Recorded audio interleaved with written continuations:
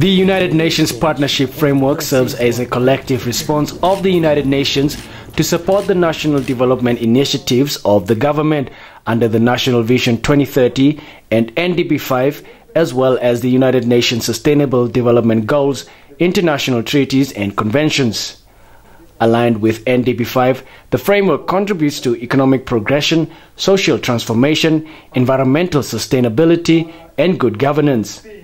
In her welcoming remarks, outgoing United Nations Resident Coordinator and United Nations Development Programme Country Representative Kiki Beho said through the framework, the United Nations supports Namibia to reach the 18% of the population that are still classified as poor. On my last day as the UN Resident Coordinator in Namibia, I am excited about this framework we are launching today. It recognizes the challenges and builds on Namibia's solid development foundation to ensure that no one feels left out.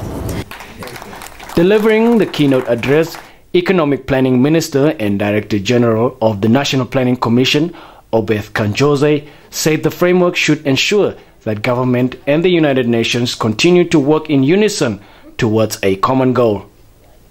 This ties in very well with the old adage that finds its meaning in NDP 5, that if you want to go fast, go it alone. But if you want to go far, go with people.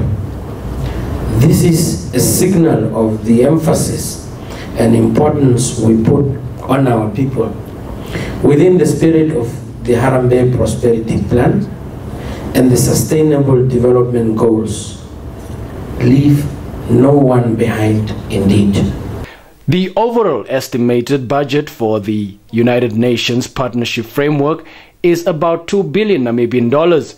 It is projected that about 791 million Namibian dollars will be available at the start of implementation, leaving 1.2 billion Namibian dollars of the overall budget to be mobilized throughout the implementation of the framework between 2019 and 2023.